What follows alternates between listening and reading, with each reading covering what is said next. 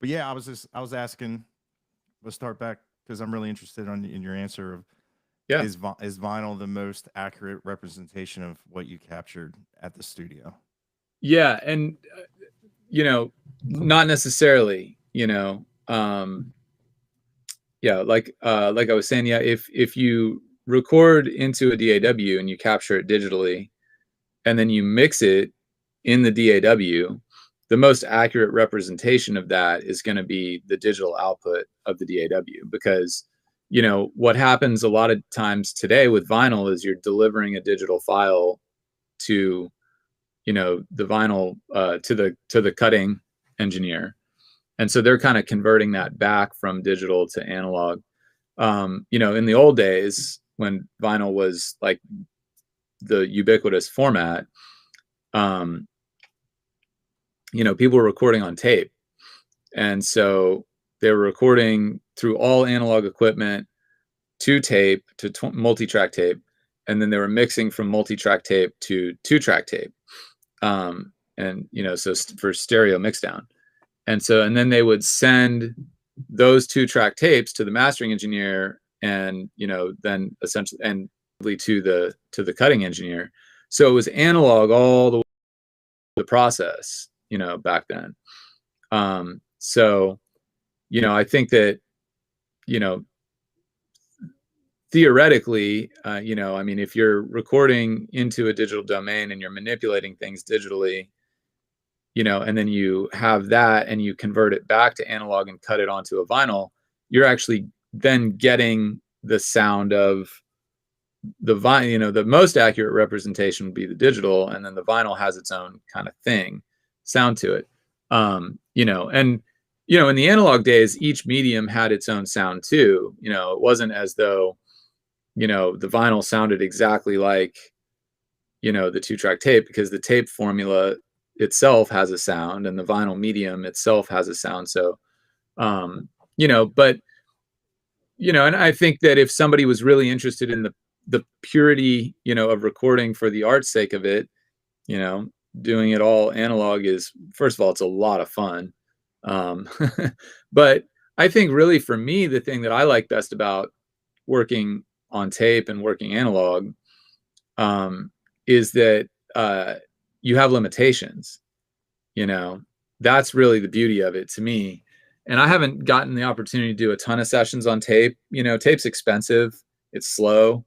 Again, it takes a certain kind of artist that is interested in doing that for the artistic reasons. Like from a commercial sense, it makes it's not practical at all. You know what I mean? And most artists are very concerned about budget and time and everything else. So it's like, working on tape is not an option when you're concerned about budget and time.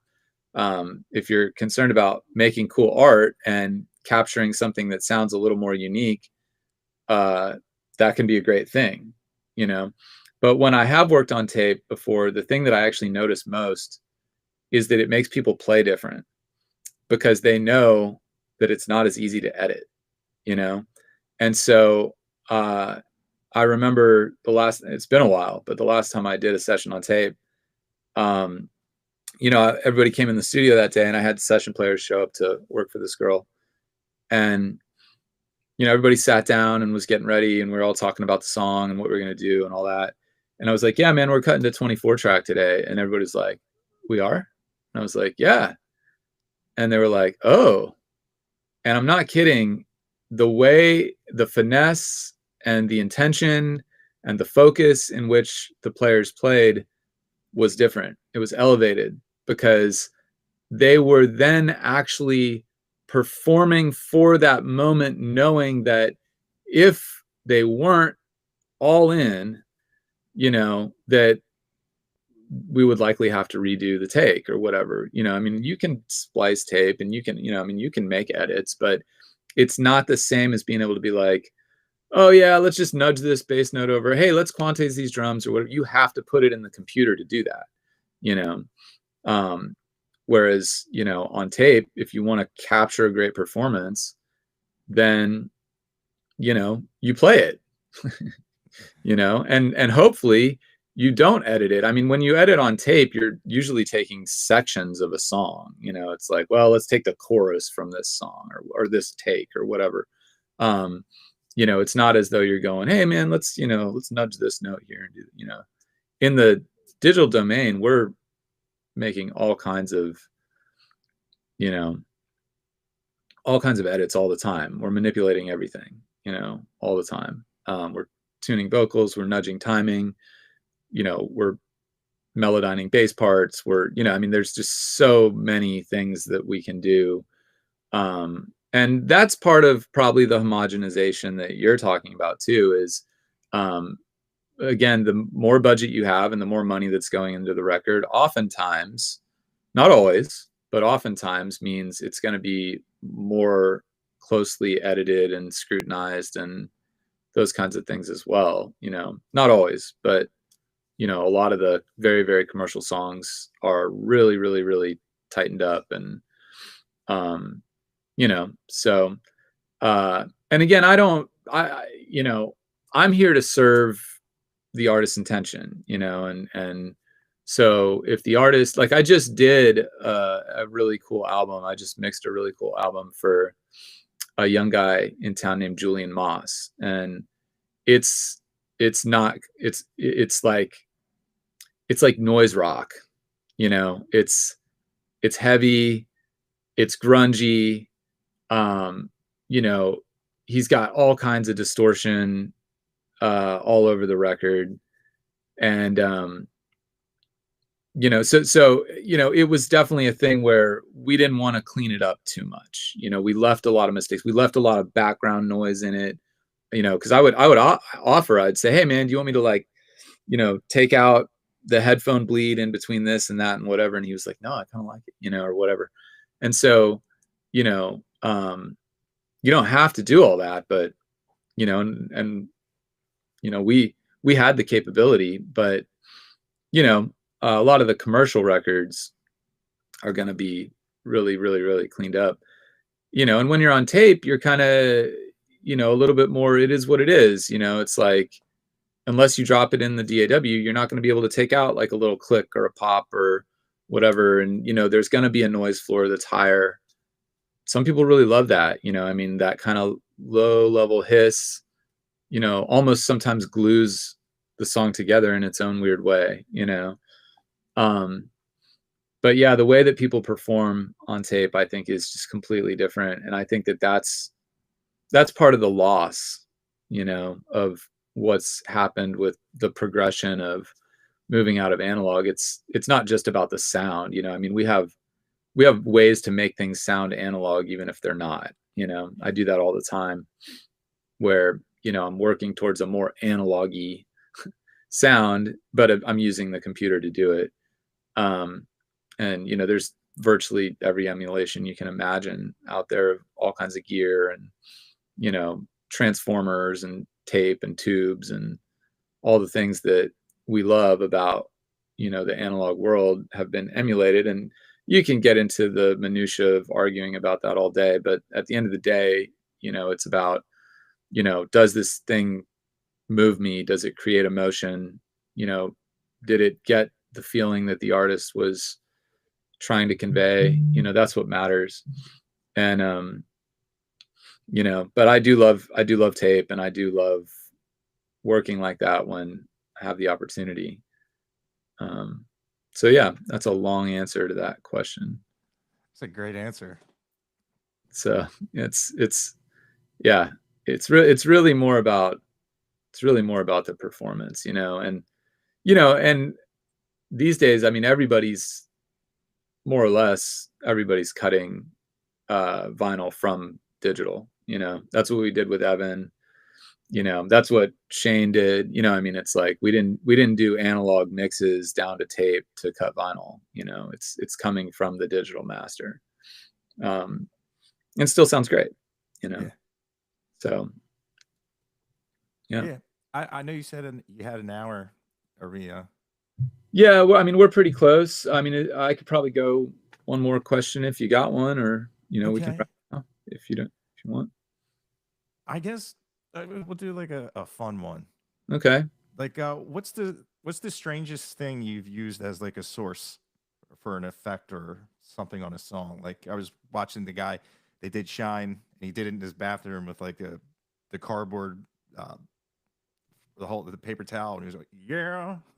He's Oh, like okay, really? something like unique like that. Like it's or like I was watching Steven Tyler of Aerosmith saying they used the sugar packet for the Sweet Emotion.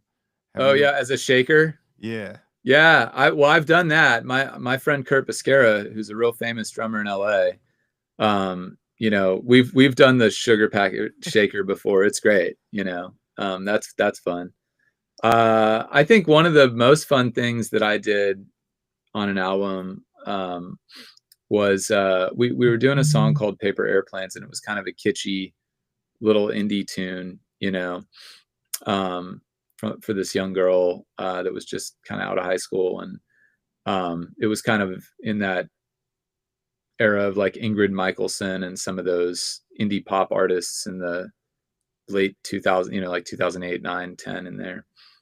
And, so we wanted to do an intro where it sounded like a paper airplane taking off.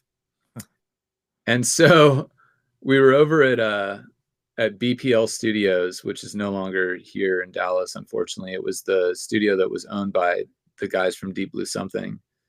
And it was a rad studio. They had all their touring gear there, all their pedals, and, so much cool stuff to play with in that studio. But we were over there and we found this. It was like I think it was some kind of toy organ that actually had like a fan in it, but it ramped up, like as it came on, and like I don't know if that was part of like the tone generator or what it was, but you clicked it on and it went like it started to rise and ramp up, and you could hear the wind of it too. And so we mic'd up the like fan part of this, little toy organ thing. And then so we turned that on, and that was like the airplane engine starting. But of course it didn't sound like a jet, it sounded like a tiny fan, right? So it was perfectly in line with what we were after. And so that ramps up and then, gets to its like coasting level of velocity. And then we also overdubbed my buddy Josh, who was the co-producer on the album with me. We set up mics on like over him on top of a piano, on the lid of a piano. He quickly folded up a paper airplane, and made a paper airplane, and then threw it across the studio room. And so you hear him fold it up while the thing's ramping up, the engine is starting, and we're folding up the paper airplane. And then right as the engine gets to full velocity, he throws it and it goes, and then you hear it crash onto the floor in the room. And that's how the album starts. And so that was definitely pretty avant-garde, that was that's one that comes to mind right now. We've definitely done some fun experiments in the studio. Not that it's that unique, but a song that probably a lot of your listeners know and has done really well is that song All Right by the Lowdown Drifters. And that song, the kind of 16th note pattern on that is a muted tom, right? It's a like tom with a, I don't remember if it was a calfskin towel or a tea towel or what it was over it. And then the snares turned off on the snare drum, so it's more of the hollow thing. But when we came into the studio that morning, they were kind of warming up and practicing the tune, and he was playing that on the hi-hat originally, and I remember sitting there thinking about it, and I was, Tim was producing this album, I was recording it for him, but I always, Tim and I kind of work in tandem on a lot of stuff. And I remember being like, hey man, why don't we play the hi-hat pattern on the dead tom, and that just like completely changed the vibe of that song, and that's not all that unique because people use T-tails on toms all the time, but just kind of the way that we structured that pattern based around that. I mean, it really sets the mood, for that particular song. And so, like I said, not that unique, but definitely was kind of a big change from what it could have been, and I feel like really kind of the defining factor of the soundscape for that song was that drum part, so That's cool. yeah, man. Just what simple things can do. Yeah. I mean, there's so many. I mean, if I thought about it, I mean, there's so many stories, and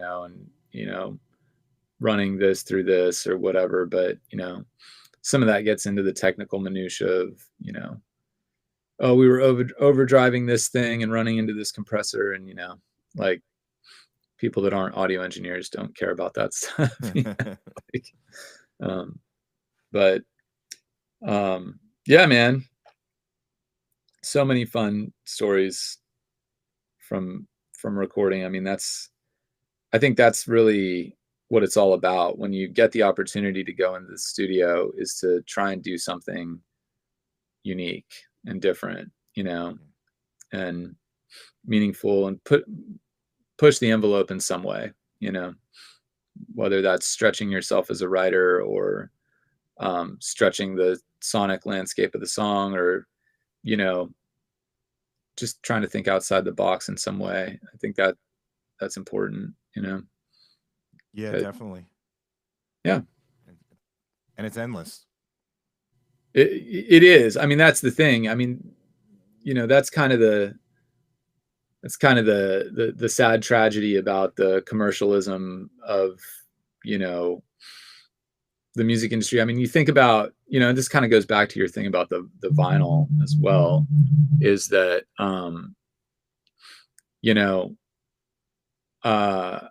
back in the 90s, a lot of the records that we love, and some of those rock records and things like that, well, really anything, 90s and before. I mean, a lot of what has made some of that stuff so timeless, in my opinion, is partially the process. It's like, it wasn't easy, to make those records. It wasn't like you could just kind of plug into a $200 interface and make sound. I mean, that has democratized it and made it a lot more accessible to a lot more cool and talented people, and that's a really good thing. But when you spend 6 months in the studio writing and recording, working with the limitations of the format of, well, we have this console and these mics and these amps and this gear and whatever, but we have to come up with something, it's like, and you don't have every plugin known to man and every, virtual instrument and simulator and all these other things. It's like, that makes you work differently, that stretches your brain in different ways because of the limitations.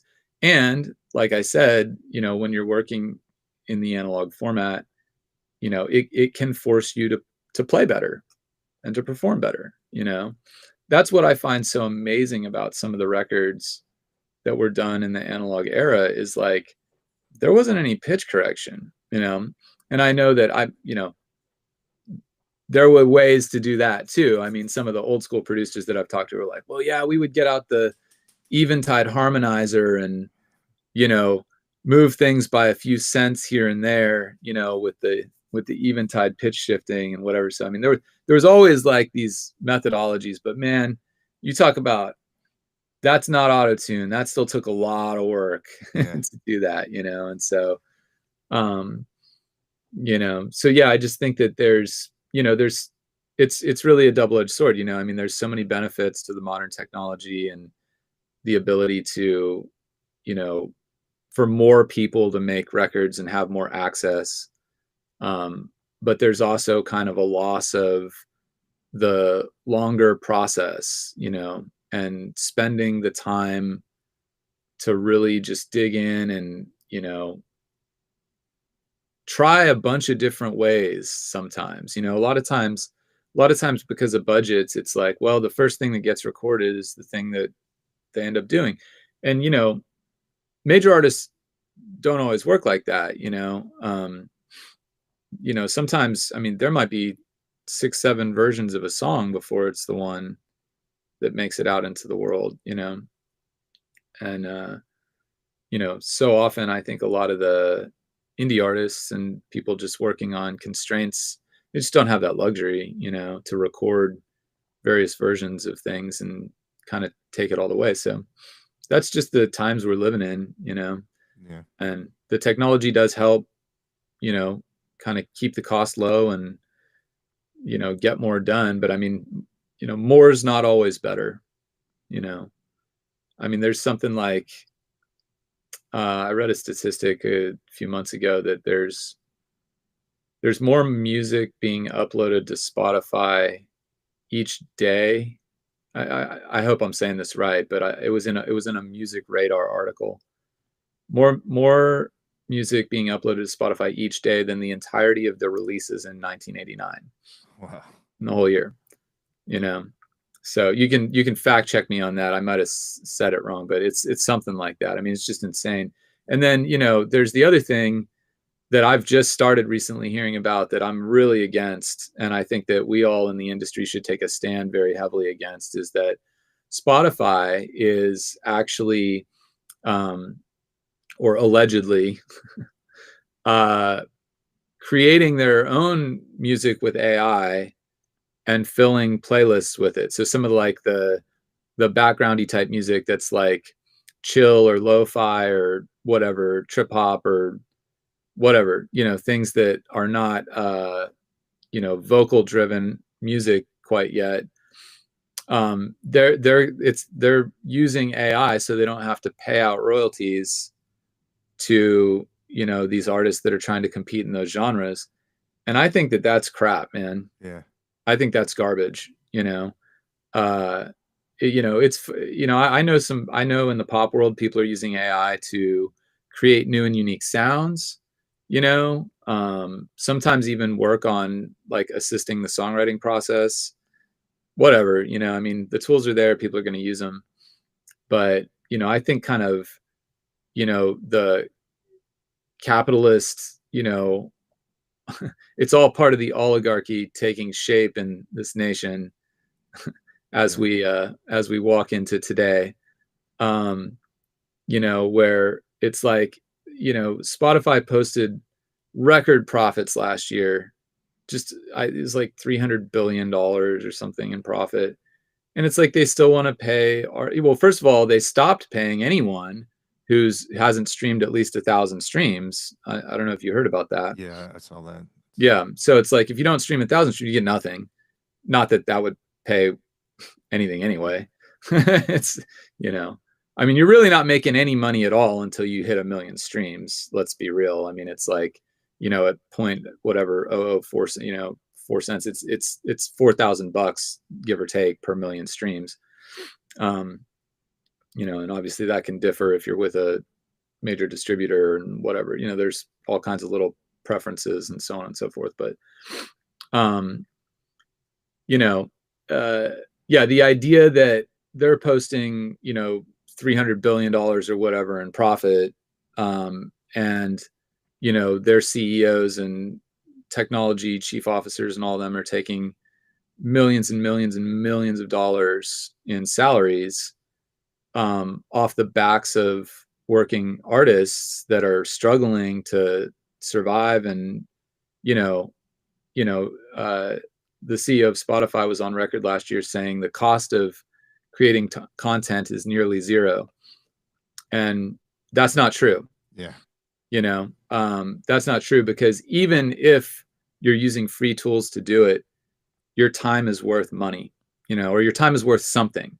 Yeah. Your time is valuable, and your art is valuable. And so, to kind of say that, slap in the face of all these creators, and say that it costs nothing and therefore we shouldn't have to pay you for it, no. And we should take a stand. I mean, honestly, I feel like, I follow some people that are, more bigger, record industry managers and executives, and some of these people are starting to, really get riled up about this Spotify, it's the wealth inequality that is plaguing America on all levels, but it's like, but just on our little microcosm, this is a great example of that wealth inequity.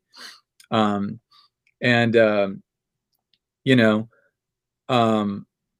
yeah, so it's like, I feel like there's some people that actually have some influence that are starting to, take note of this. And I mean, I feel like we should unionize, I feel like that, like somehow, some way, artists should unionize, or if it's a situation where, you know, uh, Spotify's not the answer, then,